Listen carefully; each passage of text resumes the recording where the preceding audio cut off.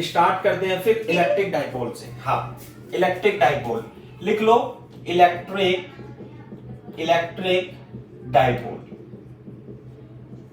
Electric dipole.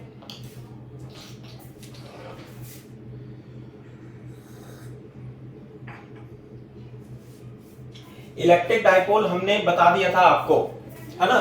क्या होता है इलेक्ट्रिक डाइपोल बेटा? सुगंध, तरीशी बताओ बेटा। Sir, if equally opposite charges are placed at very small distance, then the system of charges is called electric dipole. Very good, यही होता है इलेक्ट्रिक डाइपोल। इलेक्ट्रिक डाइपोल क्या है? यदि दो इक्वल और अपोजिट चार्ज को, जैसे कि प्लस माइनस क्यू और प्लस क्यू को, यदि हम कुछ स्मॉल डिस्टेंस पे रख दें, स्मॉल डिस्टेंस कितना? माइनस क्यू और प्लस क्यू को यदि स्मॉल डिस्टेंस पे रख दें, तो this system of charges is called electric dipole. Simple है, लिख लो डेफिनेशन, है ना। आपने लिख रखी है तो मत लिखना, बस इतना ही मेरे को थोड़ा सा लिखाना है। लिख लो, फिर भी दोबारा से लिख लो। If two equal and opposite charge, equal and opposite charge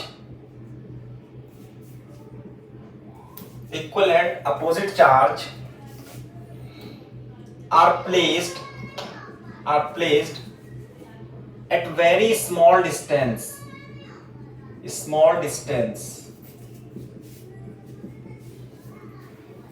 then this system of charge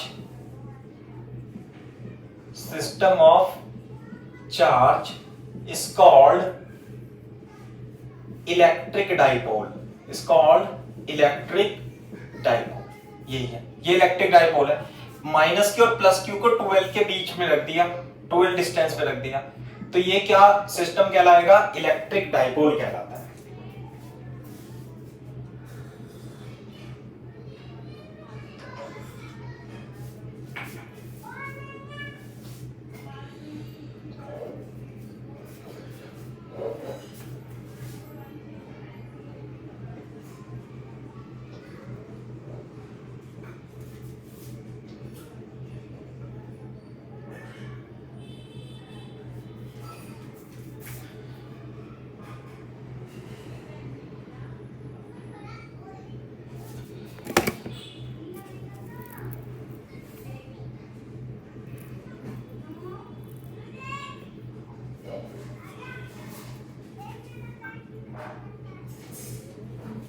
electric dipole के साथ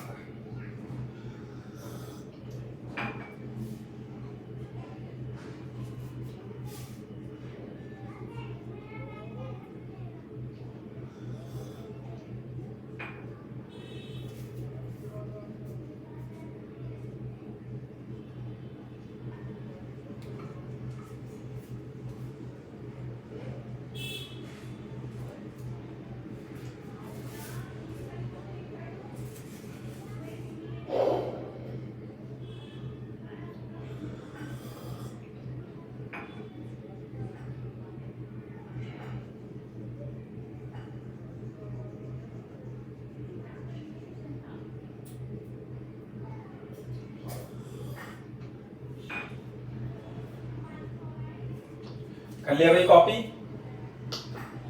Yes, sir. हाँ, ये इलेक्ट्रिक डाइपोल है। इलेक्ट्रिक डाइपोल मोमेंट, हाँ भाई, electric dipole moment is a vector quantity और इसे P से रिप्रेजेंट करते हैं। क्या होता है बेटा इलेक्ट्रिक डाइपोल मोमेंट? बोर्ड पे देखो पूर्वी, ये माइनस क्यू और प्लस क्यू से है, ये माइनस क्यू से प्लस क्यू तक है। तो इलेक्ट्रिक डाइपोल मोमेंट एक ऐसी क्वांटिटी है जिसका मैग्नीट्यूड किन्हीं एक चार्ज और उनके बीच की डिस्टेंस के बराबर होता है। इलेक्ट्रिक डाइपोल मोमेंट का मैग्नीट्यूड क्या होगा? चार्ज और उनके बीच स्मॉल डिस्टेंस के मैग्नीट्यूड के मल्टीप्लाई के बराबर होता है। बोर्ड पे देखो, यदि कोई वेक्टर ए है और मैं उसका मैग्नीट्यूड, ये तो वेक्टर ए हो गया, वेक्टर ए, और यदि इसका मैग्नीट्यूड लिखना है तो हम कैसे लिखते हैं? ऐसे लिखते हैं, या सिर्फ सिंपल ऐसे भी लिख सकते हैं। आई बात समझ? मैग्नीट्यूड को बस उसके सिंबल से, लेकिन अगर जो उसकी छत पे, उसके सर पे एरो ओवर द हेड लगा दे तो वो वेक्टर क्वांटिटी हो जाती है।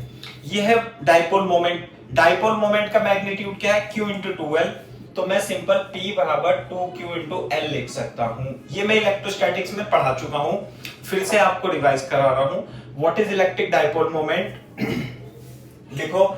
और इसकी डायरेक्शन क्या होती है? इसकी डायरेक्शन -q से +q की ओर होती है। कैसे होती है इसकी डायरेक्शन?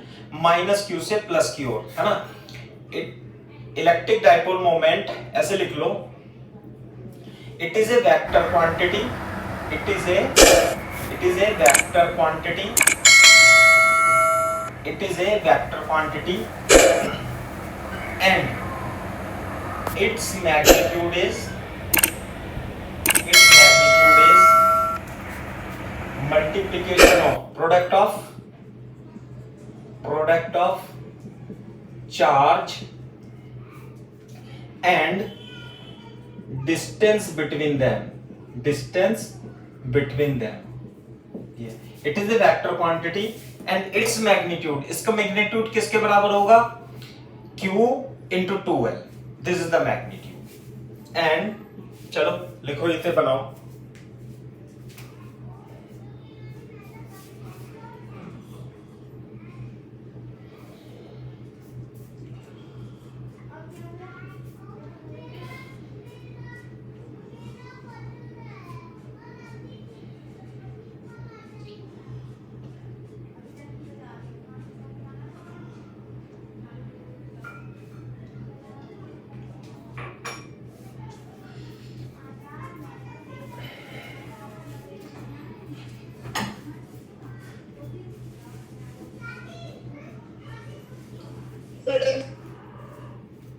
ठीक है। हाँ, दूसरा लिख लो, इट्स डायरेक्शन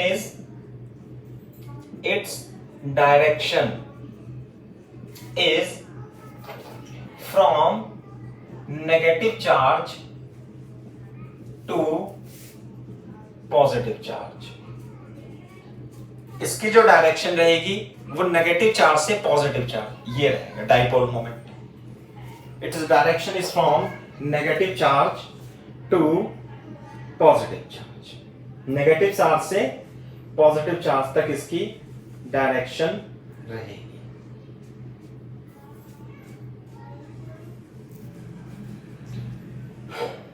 क्लियर है क्या बात भाई?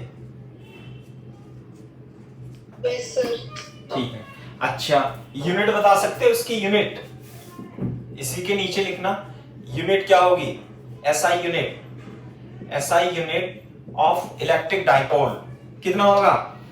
Coulomb × metre, coulomb × metre, coulomb metre. SI unit इसकी कूलम मीटर होगी।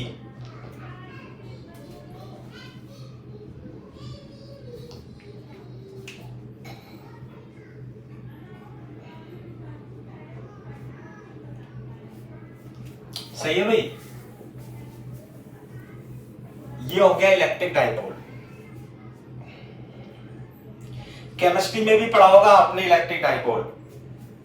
पढ़ा है केमिस्ट्री के किसी चैप्टर में इलेक्ट्रिक डाइपोल? हाँ बताओ मेरे को। पूर्वी आपने सुना पहली बार है या पहले पढ़ चुके हो? रिमझिम। सर डाइपोल मोमेंट तो पढ़ा था, इलेक्ट्रिक डाइपोल नहीं पढ़ा। अरे वो डाइपोल मोमेंट इलेक्ट्रिक डाइपोल ही तो होता है वो। जैसे हाइड्रोजन नहीं बनाते H2O, ऐसे नहीं बनाते ऑक्सीजन ऑक्सीजन, हाइड्रोजन और ऑक्सीजन ऐसे। तो यहाँ minus delta plus delta plus delta. तो ये जो चार्ज होता है ना इलेक्ट्रॉन का, वेरी स्मॉल। हाइड्रोजन और ऑक्सीजन जो होते हैं वो बहुत ही कम दूरी पे होते हैं, और ये माइनस से प्लस की तरफ इसका डाइपोल मोमेंट होता है। तो डाइपोल मोमेंट इसका कितना आ जाता है? ऑक्सीजन H2O वाटर का इधर की ओर आता है।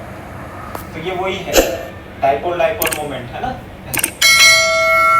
जैसे आप उसमें भी पढ़ते हो, ये तो केमिकल बॉन्डिंग में हो गया। और जैसे इलेक्ट्रॉनिक कॉन्फ़िगरेशन नहीं पढ़ते हैं ऐसे करके आता है, ऐसे करके, ऐसे ऐसे Yes, sir. ऐसे। तो वो जो P है ना, इस ये जैसे कोई भी डाइपोल है, जैसे माइनस क्यू प्लस क्यू है ऐसे, तो ये इसे वेक्टर P से ऐसे रिप्रेजेंट कर सकते हो आप, इसे यूं, इसे आप ऐसे रिप्रेजेंट कर सकते हो, ऐसे ही करेंगे हम अभी रिप्रेजेंट इसे, है ना। रिप्रेजेंटेशन लिख लो इसका, रिप्रेजेंटेशन, रिप्रेजेंटेशन क्या होता है रिप्रेजेंटेशन, माइनस क्यू और प्लस क्यू है ये ऐसे, और ये है डाइपोल मोमेंट, तो इसे हम ऐसे लिख सकते हैं, दिस इज वेक्टर पी ऐसे। अब खड़ा कर दिया तो उल्टा हो जाएगा, बस यही है, ऐसे रिप्रेजेंट कर सकते हैं।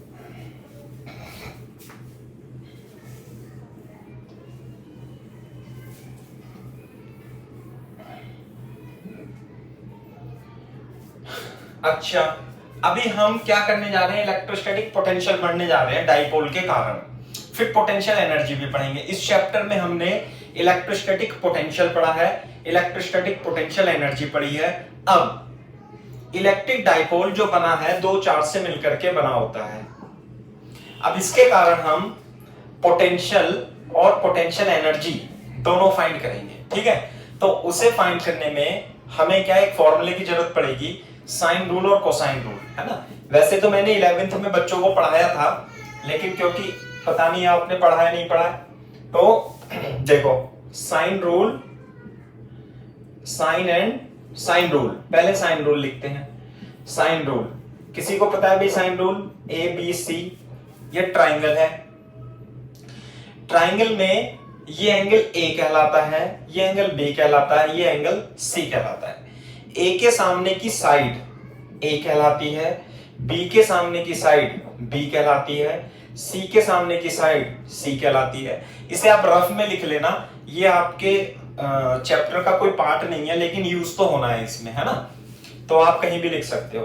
तो according to sine rule, according to sine rule, बता सकते हो भाई, कोई बता सकता है? सुगंध, साइन रूल क्या होता है, भूल गए? हाँ, a upon sine A is equal to b upon sine b is equal to c upon sine c is equal to constant, है ना। ये मैथ्स में पढ़ाते हैं हम। a upon sine A, b upon sine b, c upon sine c is equal to constant, ये होता है साइन रूल। कॉपी कर लो तेजी से।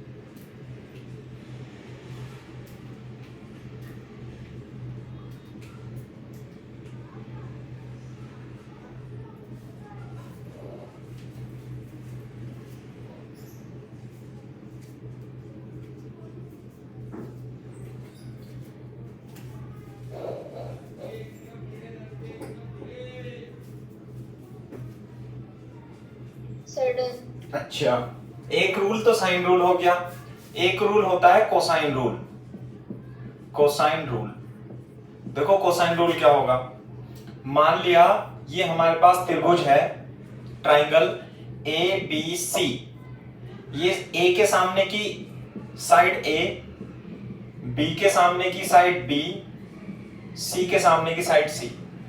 तो देखो कैसे लगाएंगे कोसाइन रूल, इसमें तो साइन आता है, इसमें क्या आता है, कॉस आता है। जैसे कॉस बी लिखना है मेरे को, कॉस बी लिखना है, तो ए बी सी की टर्म में देखो कॉस बी कैसे लिखेंगे, cos B is equal to जो इसके साइड वाली साइड है A square plus C square minus B square upon 2ac। कैसे?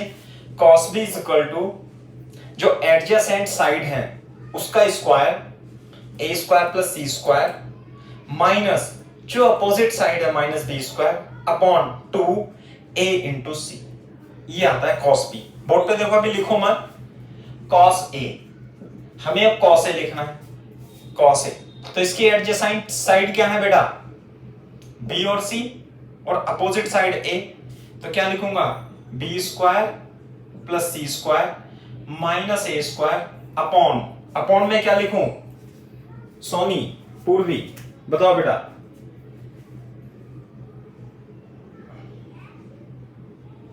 To B C. Very good. अब cos c बता दो मेरे को, यानी कि cos c लिखना है हमें। तो एडजेसेंट क्या है इसकी?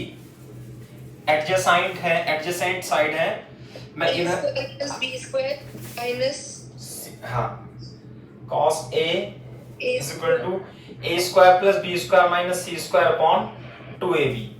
cos c बराबर B square plus A square minus C square upon 2ab। ये कोसाइन रूल है।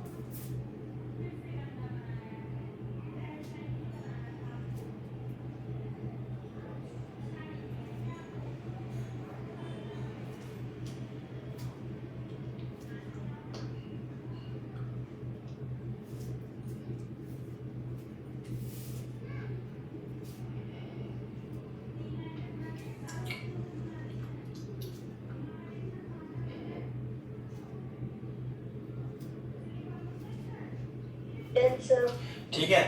अच्छा, मैं इसमें थोड़ा सा एक दो मैथमेटिकल फॉर्मूला और लिखा दूंगा जो कि आपका यूज होने वाला है इसमें।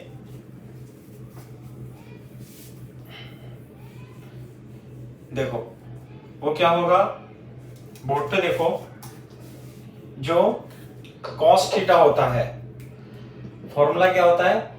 cos minus theta. cos minus theta होता है तो इसे हम cos थीटा ही लिखते हैं। cos जो होता है वो नेगेटिव साइन को खत्म कर देता है, खा जाता है। cos minus theta is equal to cos theta. लेकिन अगर जो cos पाई माइनस थीटा है तो cos पाई माइनस थीटा ये सेकंड क्वाड्रेंट में आ जाता है, तो ये माइनस cos थीटा। दूसरी बात ये आपको याद रखनी है, चाहे आपको समझ में आए चाहे समझ में नहीं आए। cos minus theta cos theta और cos pi minus theta minus cos theta होता है। ये सेकंड क्वाड्रेंट में आता है, एक नंबर पॉइंट। दूसरा 1 प्लस एक्स की पावर n का एक्सपेंशन, 1 प्लस एक्स की पावर n का एक्सपेंशन, ये हमने 11th में कई बार यूज किया हुआ है ना। मैं फिर से रिपीट करता हूं, 1 प्लस एक्स की पावर n को हम 1 प्लस nx भी लिख सकते हैं। 1 प्लस एक्स की पावर n को क्या लिखेंगे? 1 प्लस nx। इस मैथमेटिकल एक्सप्रेशन को हम नेक्स्ट डेरिवेशन में यूज करने वाले हैं।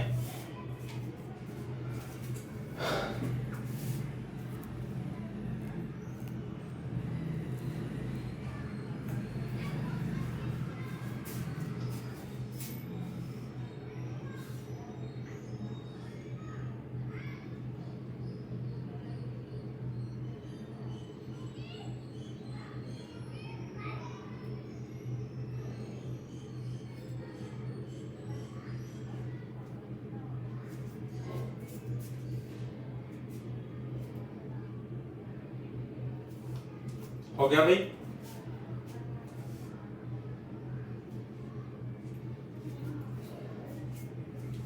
Yes, sir. ठीक है, very good, Sir, done. Okay.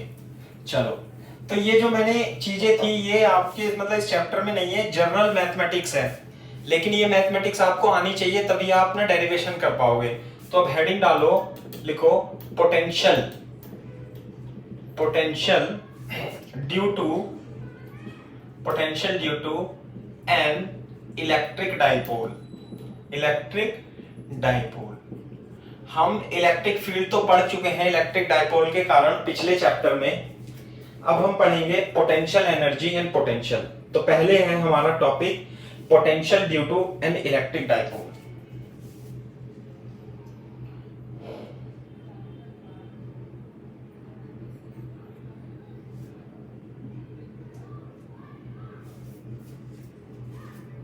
सही है, देखो क्या करते हैं, देखो इलेक्ट्रिक डाइपोल ये रहा, मान लेते हैं हमारा इलेक्ट्रिक डाइपोल इस तरीके से रखा हुआ है, ये एक्स एक्सिस है और मान लिया ये जेड एक्सिस है ना, ये वाई एक्सिस है, कुछ भी ले लो ऐसे।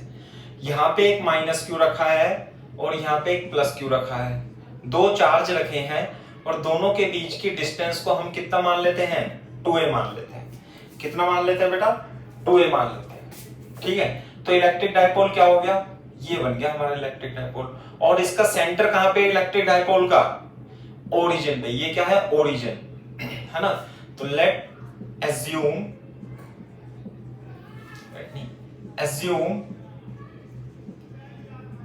N electric dipole, N electric dipole having dipole moment P,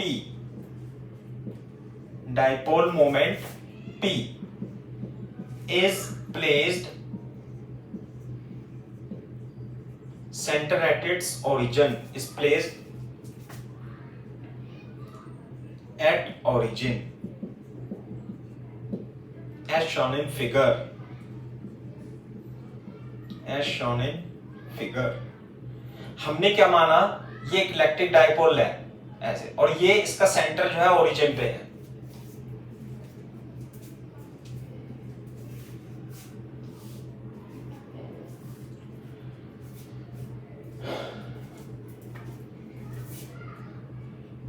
dipole moment vector क्या होगा, माइनस से, डाइपोल मोमेंट वेक्टर की डायरेक्शन माइनस से प्लस पी, ये रहा, ये डाइपोल मोमेंट है, पी वेक्टर किधर से किधर, माइनस क्यू से प्लस क्यू, दोनों के बीच की डिस्टेंस 2a, वहां हमने 12 ली थी, कोई बात नहीं, तो कितनी लेनी है 2a।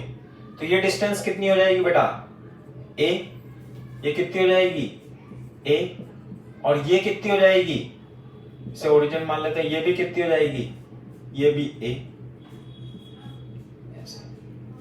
a इधर है, इधर सिमेट्रिकली रखा है, और डाइपोल का सेंटर कहां पर है, ओरिजिन पर है। जब कॉपी कर लो तो बता देना, जैसे इसमें है ये माइनस क्यू प्लस क्यू यहां पे रखा हुआ है और ये सेंटर है।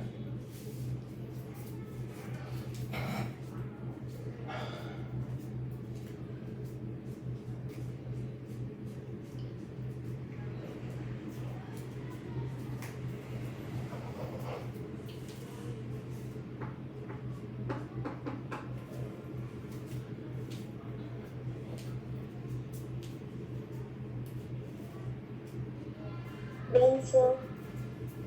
ओके, लो अब हम क्या करेंगे, हम एक पॉइंट P है लेंगे जिसका पोजीशन वेक्टर क्या है, R है, और इस पॉइंट P पे हमें क्या निकालना है, पोटेंशियल, है ना।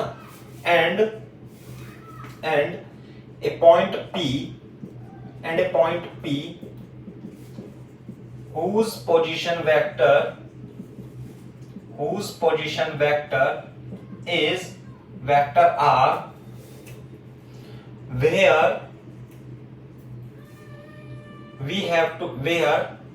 electric potential is to be found,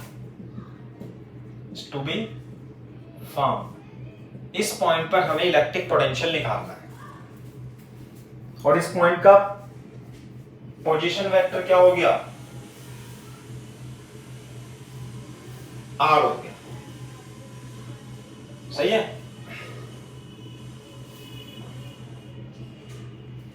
इस पॉइंट का पोजीशन वेक्टर कितना हो गया, आर हो गया।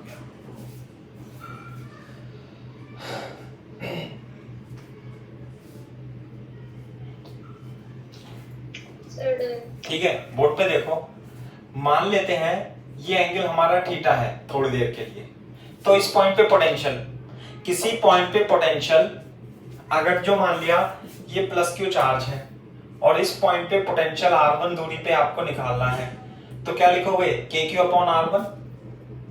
तो इस पॉइंट पर पोटेंशियल जो होगा प्लस क्यू और माइनस क्यू के कारण होगा, तो मान लेते हैं ये डिस्टेंस हमारी क्या है, R1 है, सही है, और ये वाली डिस्टेंस कितनी मान लेते हैं, R2 है। तो देयरफॉर ऐसे लिखेंगे, therefore potential at point P, potential at point P Vp is equal to इसकी वजह से पोटेंशियल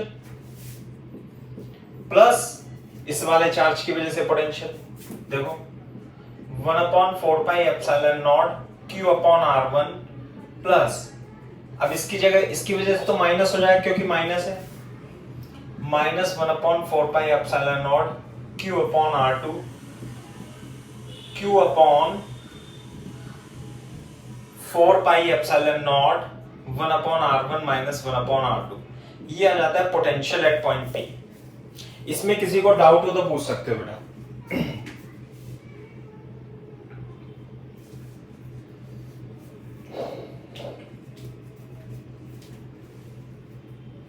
सर इलेक्ट्रिक डाइपोल में तो हम वो लेते हैं ना, मैग्नीट्यूड ऑफ चार्जेस। हाँ तो क्यों है ना ये, नहीं नहीं नहीं, इलेक्ट्रिक फील्ड में लिया था वो, पोटेंशियल में तो साइन के साथ लेना, इलेक्ट्रिक फील्ड में साइन नहीं कंसीडर करना होता है। पोटेंशियल अलजेब्रिक क्वांटिटी है, स्केलर क्वांटिटी है, इसमें लेंगे प्लस माइनस, ऐसे तो किया था कल भी, तो प्लस माइनस लिया था है ना, पोटेंशियल में प्लस माइनस लेंगे। अब देखो इसे लिख लेंगे हम इक्वेशन नंबर 1।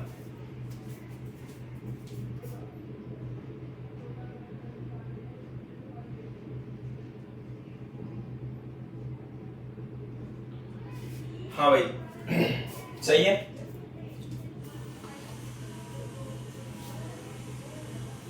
अब बोर्ड पे देखो, देखो हाँ मैं इन पॉइंट्स के नाम लिख देता हूं। अच्छा इनके नाम लिखे ही नहीं है, कुछ भी नहीं लिखे तो मैं लिख देता हूं, ए, इस पॉइंट को लिख लो A, इस पॉइंट को लिख लो B। बेसिकली अब हमें VP चाहिए तो हमें 1/R1 चाहिए, यानी R1 हमें फाइंड करना है। कैसे करेंगे R1 फाइंड, देखो कोसाइन रूल लगाएंगे, in triangle OBP cos theta, बता सकते हो cos थीटा क्या होगा, OBP, ये डिस्टेंस कितनी है R, ये डिस्टेंस कितनी है A, ये डिस्टेंस कितनी है R1। चाहे तो आप दोबारा से चित्र बना सकते हो साफ, मैं दोबारा से बना लेता हूं, 1 मिनट में चित्र है ना। देखो ये R plus Q minus Q, यह है थीटा, यह है A। देखो इसे OBP, इन ट्राइंगल OBP, बताओ बेटा cos थीटा क्या लिखूं, cos थीटा, इस वाले ट्राइंगल में cos थीटा, बताओ cos theta cosine rule,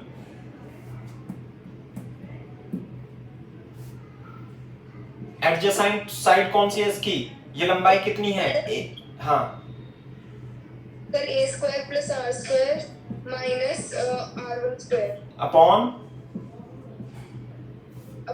2 AR है ना। तो इसे मैं इसे मैं ऐसे लिख सकता हूं, इधर मल्टीप्लाई करके 2AR cos theta is equal to A² plus R² minus R1²। अब मैं इसे थोड़ा सिंप्लीफाई कर लूं तो R1² इधर आ जाएगा और A² plus R² minus 2AR cos theta ऐसे हो जाएगा। कोई दिक्कत तो नहीं है इसमें? कॉपी करो।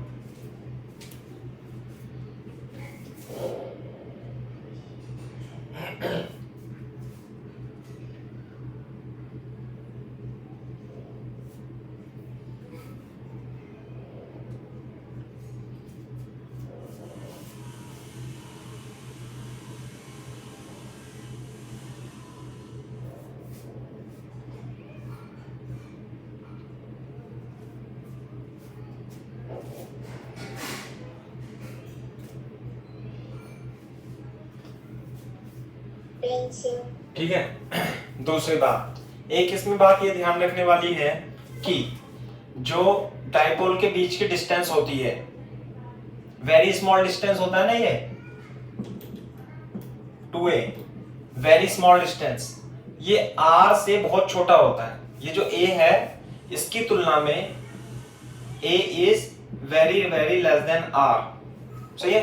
तो हम यहाँ पे देखो, हम क्या करेंगे, a को r की तुलना में नेग्लेक्ट कर देंगे, है ना। तो नेग्लेक्ट करके देखो क्या आएगा, r1 स्क्वायर, इसे तो क्या कर देंगे हम, नेग्लेक्ट, ब्रैकेट में लिख देंगे यहाँ since a is very very less than r। जो इनके बीच की डिस्टेंस होती है वो बहुत छोटी होती है, इसलिए कितना जाएगा, r square minus 2ar cos theta. अभी और देखो इसमें मैं यहां लिख देता हूं r1। अब इसमें से r स्क्वायर यदि आप एलसीएम कॉमन लोगे तो 2a upon r cos theta आ जाएगा। बोलो भाई, कॉपी करो यहां तक।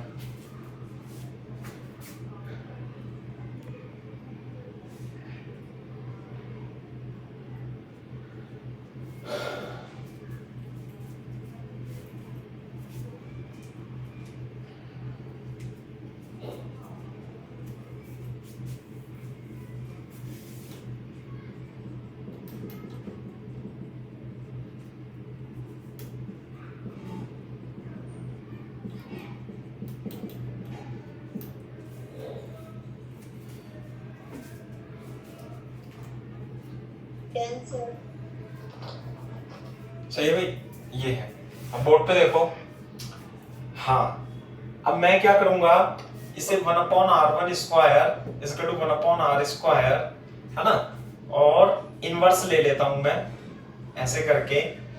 तो 1 upon 1 minus 2a upon r cos theta ऐसे लिख सकता हूं। इसका रेसिप्रोकल कर दिया तो ये तो 1 upon r1 square 1 upon r square ऐसे हो गया, और ये भी नीचे चला जाएगा। अब बोर्ड पे देखो, यदि मैं स्क्वायर रूट लूं दोनों तरफ का, है ना, taking square root both side, यानी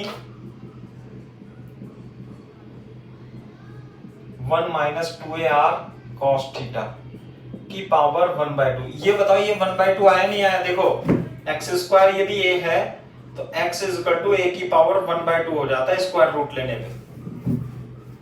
तो ऐसे ही जब स्क्वायर रूट लोगे ये तो कट जाएगा, यहाँ 1/2 आ जाएगा। और बोर्ड पे देखो 1 upon r1 is equal to 1 upon r, और ये जब ऊपर जाएगा तो 2a upon r cos theta की पावर -1 हो जाएगा। बोर्ड पे देखो, यदि कहीं पे a की पावर 1/2 लिखा हुआ है तो जब ये ऊपर जाता है तो a की पावर -1/2 हो जाता है, इसलिए इसकी पावर 1/2 ऊपर जाने पे इसकी पावर क्या हो जाएगी, -1/2। अरे टफ तो नहीं हो रहा बेटा मैथमेटिकल एक्सप्रेशन? No, sir.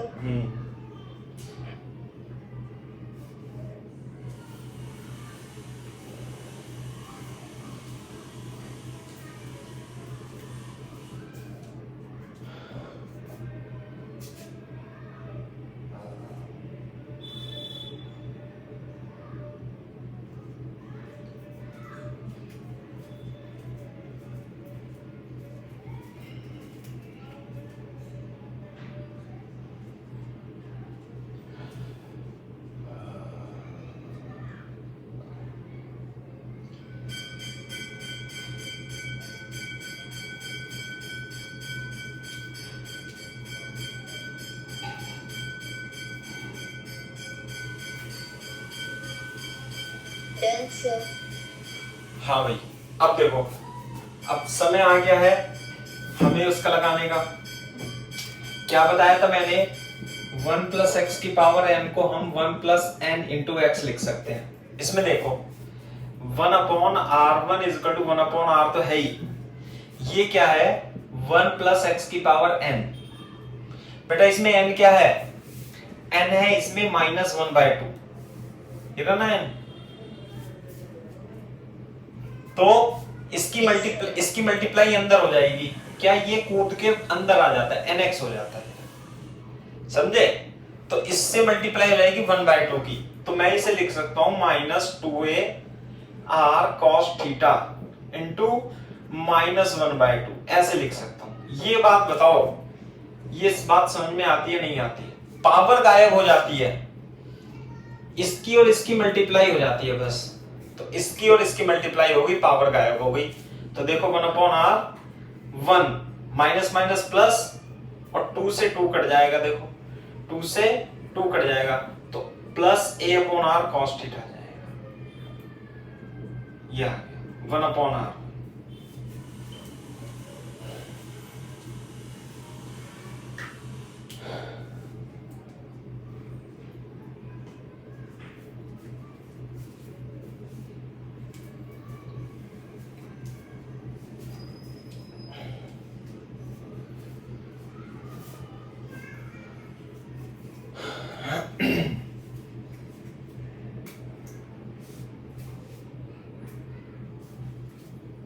इसे कॉपी नहीं करना है, ये तो मैंने समझा दिया था आपको, है ना, रफ में।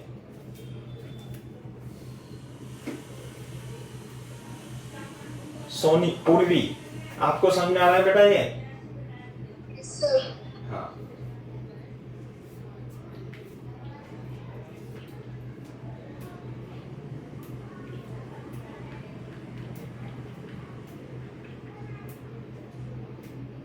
रिमझिम आ रहा है बेटा आपको, ये क्लियर है? Yes, sir. ठीक है। अब देखो, अब हमें इसमें 1 अपॉन r1 की वैल्यू तो मिल गई। What is r1? Plus q से इस पॉइंट की दूरी। What is r2? Minus q से ये दूरी। ये था ट्राइंगल AOP। AOP। अब हम 1 अपॉन r2 की वैल्यू निकालेंगे, 1 अपॉन r2 की वैल्यू। तो बेटा r2 की वैल्यू इसी ट्राइंगल से निकलेगी। देखो कैसे लगाएंगे हम, इन ट्राइंगल OAP। बताओ ये एंगल अगर जो थीटा है तो ये एंगल कितना होगा, ये बताओ, बता सकता है कोई? Sir, 180 minus theta. 180 minus theta. अगर जो मान ले ये 30 डिग्री है तो टोटल होता है 180 डिग्री। तो ये वाला एंगल ये 30 है, तो ये कितना बचेगा 180 माइनस 30, ऐसे है। तो ये थीटा है, तो ये बचेगा 180 माइनस थीटा। क्या बचेगा 180 माइनस थीटा, ठीक है। कोसाइन रूल लगाएंगे, cos 180 minus theta, 180 minus theta, बताओ ये होगा cos थीटा। कौन से ट्राइंगल में? OAB। ये इसके साइड एडजेसेंट वाली साइड क्या है R, ये वाली साइड कितनी है A, ये साइड अपोजिट साइड है R2। बताओ बेटा cos थीटा, cos थीटा बराबर एडजेसेंट साइड कौन सी है A और R, A minus square plus R square minus R2 square. Upon 2AR, ये Or रहेगा। 2AR. और cos 180 माइनस थीटा कितना होता है, minus cos theta. Minus cos theta. Multiply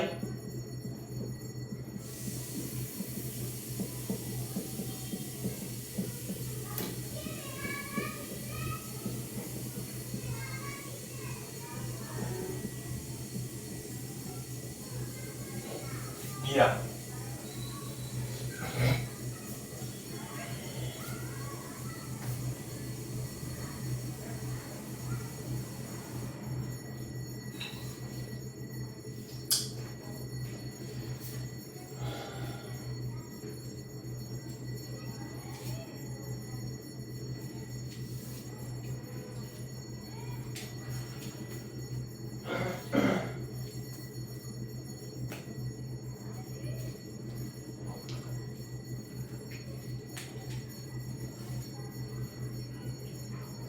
जब कॉपी कर लो तो बोल देना डन सर।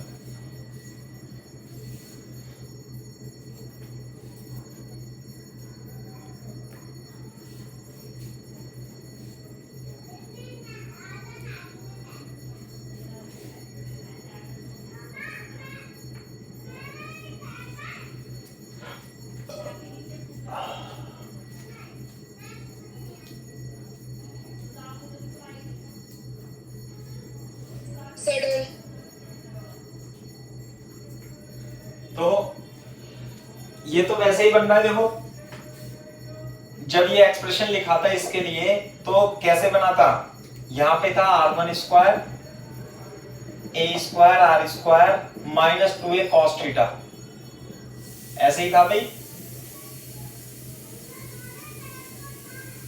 अरे बोलो। Yes sir. तो बस अंतर किस चीज का है, यहाँ पे यहाँ माइनस था यहाँ प्लस था, यस सर। सिर्फ साइन का चेंज है। तो सिमिलरली मैं अब इतनी बड़ी कैलकुलेशन दोबारा नहीं करूंगा, है ना, तो मैं लिख सकता हूं क्या, यहां पे लिख दूंगा, देखो सिमिलरली, सिमिलरली वही कैलकुलेशन करेंगे तो 1/r2 किसके इक्वल आ जाएगा, 1/r प्लस, बताना बेटा क्या आएगा 1/r2। So 1 minus a upon r cos theta. As it is है ना, बाकी सब चीजें भाई एनसीईआरटी में भी ऐसे लिखा हुआ है, तो हम इतना लंबा बार बार नहीं करेंगे, लिख दिया। ये भी आप एक लाइन में लिख के डायरेक्ट आंसर लिख सकते हो, बोर्ड में जब लिख के आओगे तो इक्वेशन नंबर 2। हमें तो चाहिए था ये पोटेंशियल निकालना है ना वीपी, तो 1/r1 माइनस 1/r2 कैसे निकलेगा, इक्वेशन नंबर 2 मान लेना और इसे इक्वेशन नंबर 3। तो 2 माइनस 3 जब करोगे तो 1/r1 माइनस 1/r2, इसमें से इसे घटाना है, इज इक्वल टू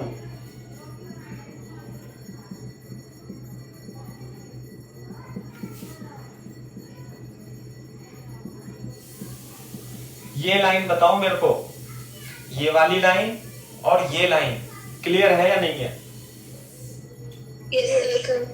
तो अब हम सबट्रैक्ट कर देंगे, बस मैं 1/r कॉमन ले लूं, सब में से ले सकता हूं,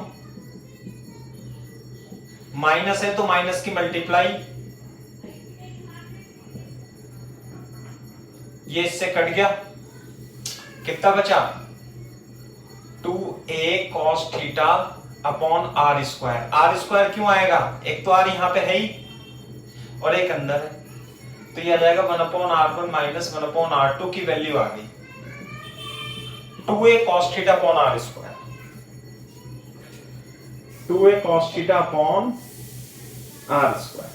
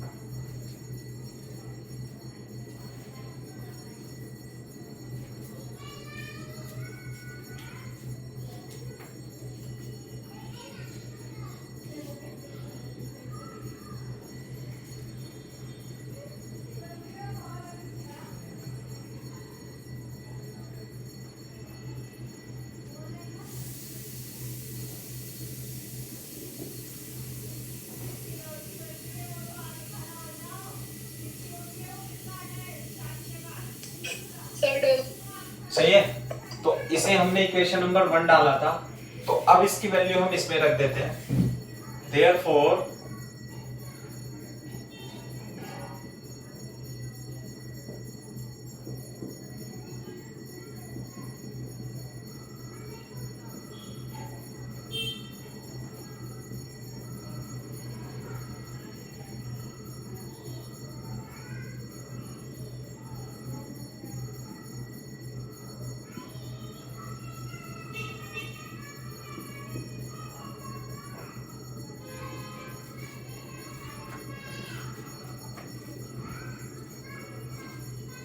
सर ये इतनी बड़ी डेरिवेशन करने के लिए आती है एग्जाम में? बेटा 5 नंबर की आएगी, अभी दिखाता हूं मैं आपको। Okay sir. अपनी तरफ से अपन कुछ नहीं कराते हैं ना, ये एनसीईआरटी में से ही दे रखा है सर। अभी मैं आपको चेक कराऊंगा। पेज नंबर 56 खोल लो एनसीईआरटी का।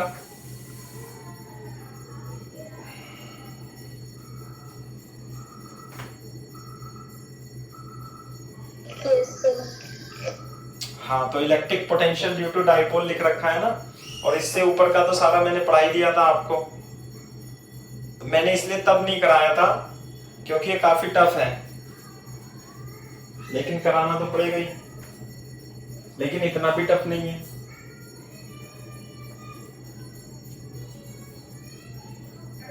Yes sir.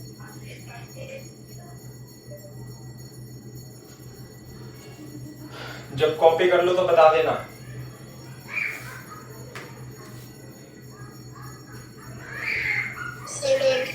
बोर्ड पे देखो, ये क्वांटिटी कुछ होती है, मैंने बताया था आपको, Q into distance between charges.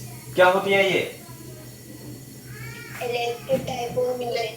P। हाँ, डाइपोल मोमेंट होता है Q इंटू 2A, है ना, इलेक्ट्रिक डाइपोल मोमेंट। तो मैं इसे क्या VP इंटू P और एक ऊपर R से नीचे मल्टीप्लाई कर सकता हूं क्या? यहाँ R क्यूब लिख दिया और P इंटू कॉस थीटा। बोलो, लिख सकते हैं क्या ऐसे? अभी डिब्बा नहीं बनाना है, लिख सकते हैं क्या भाई? उसे P लिख दिया और R से ऊपर नीचे मल्टीप्लाई कर दी। I की मल्टीप्लाई क्यों करेंगे सर? अपनी तरफ से कर दी मैंने। अरे एक एक्सप्रेशन लेके आना है ना, इस वजह से।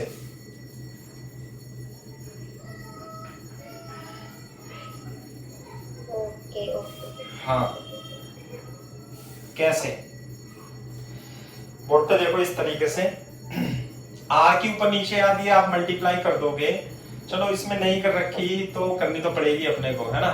बोर्ड पे देखो, ए डॉट बी क्या होता है बताओ?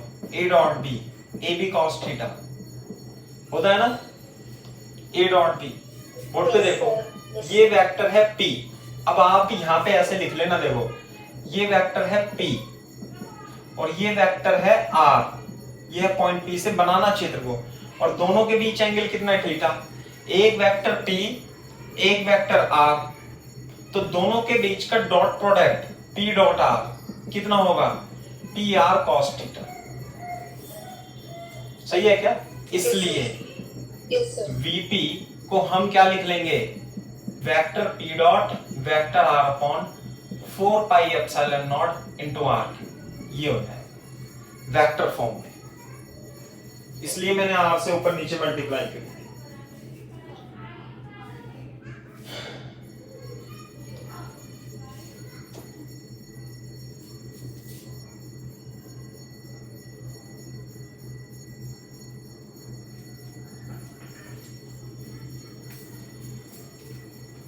सर अगर हम ऐसे ये Q2A cos theta upon 4 pi epsilon not पे छोड़ देते हैं तो सर वो भी करेक्ट होगा? नहीं, करेक्ट तो होगा, लेकिन लाना तो हमें इस फॉर्म में है ना, P डॉट R में। ओके सर, है ना, ये। तो मैं अब एक बार आपको, अब सब बच्चे अपनी ना, ये जो किताब है अपने पास तो सॉफ्ट कॉपी है, पेज नंबर 55 पे निकाल लो। ये डेरिवेशन दिया हुआ है एज इट इज, मैंने एनसीईआरटी से कराया हुआ है, वही डेटा और वही सिंबल भी यूज किए हुए हैं। तो आप एक बार पढ़ो इसे, पहले कॉपी से पढ़ो, फिर किताब में भी देखो कैसे कैसे स्टेप किया हुआ है। मैं रिवाइज कराता हूं आपको, 2-3 मिनट देता हूं मैं आपको देखने के लिए कि आप केवल देखो, फिर मैं रिवाइज कराऊंगा कैसे करा था।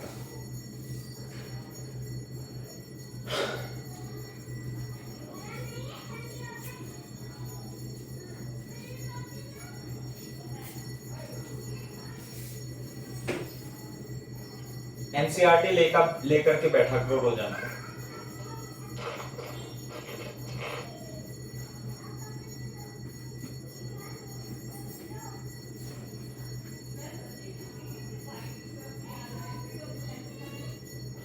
एनसीईआरटी ने बीच में से कुछ स्टेप खा गया है ना।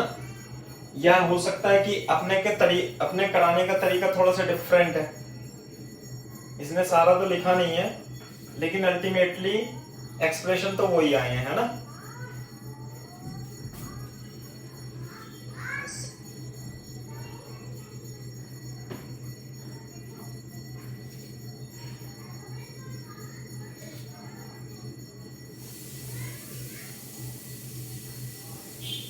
रिमझिम समझ में आ रहा है बेटा कुछ? Yes sir. आप कल आए नहीं थे ना, आपने कल लास्ट लेक्चर अटेंड किया था रिमझिम? नहीं नहीं सर। अच्छा अच्छा ठीक है। चलो कर लूंगी वीडियो लेक्चर सर। हाँ नहीं कर तो लोगी, लेकिन हाथों हाथ कोई बात नहीं, वो तो कभी कभी छुट्टी हाँ जी। हाँ हाँ जी सर। हो जाती है। 1 घंटा तो पढ़ना ही है पूरे दिन में, कौन सा ज्यादा पढ़ना है।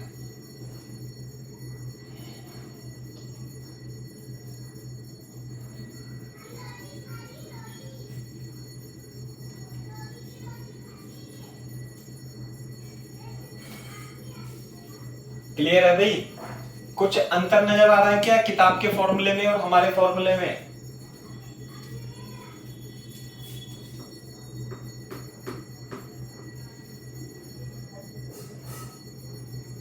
नो सर सेम ही है।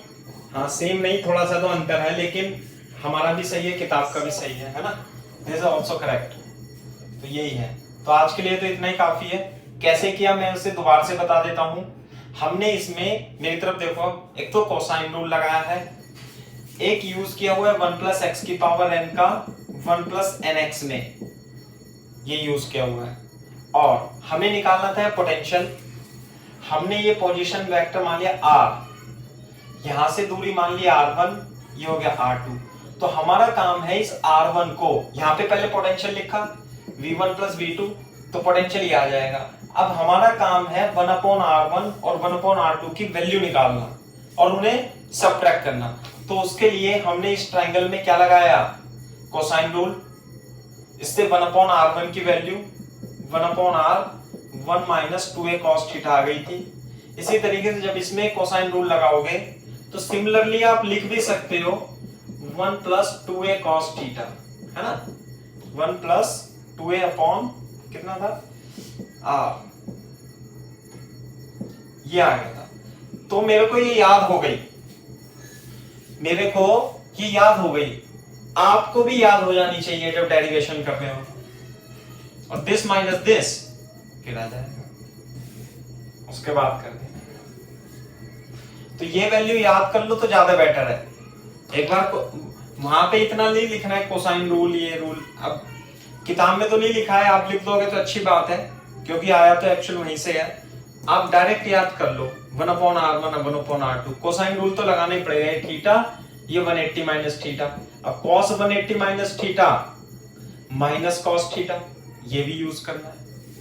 और फिर जोड़ करके r से ऊपर नीचे मल्टीप्लाई कर दी, q इंटू 2a को p डाइपोल मोमेंट लिख लिया। इसलिए मैंने डाइपोल मोमेंट वेक्टर पढ़ाया था, ठीक है, नहीं तो आपको कुछ समझ में नहीं आता फिर। कोई बात नहीं, तो आज के लिए इतना ही काफी है ना। अब आप इसे रिवाइज करना। दूसरा मैं होमवर्क दे देता हूं आपको, क्योंकि होमवर्क कभी मैं देता नहीं हूं, तो अब होमवर्क भी दिया करूंगा जिससे आप प्रैक्टिस भी करते रहो। इसे कल तक ना इस डेरिवेशन को पेपर पे लिख देना, पेपर पे लिख करके मेरे को व्हाट्सएप कर देना। हाँ भाई करोगे बच्चों? Yes sir. हाँ यस सर। रिमझिम तरिशी तरीशी है? Yes, sir. हाँ, कल तक सुबह 10, 11, 12 बजे तक अभी पढ़ना इसे, डेरिवेशन को समझना और इस डेरिवेशन को एनसीईआरटी से भी पढ़ना एक बार। उस सब अपनी कॉपी में ज्यादा अच्छा लिखा हुआ है, एनसीईआरटी में तो शॉर्टकट में बता दिया उसने, तो आप अपनी कॉपी से पढ़ोगे तो ज्यादा सही है। और मेरे को भेज देना, ठीक है भाई।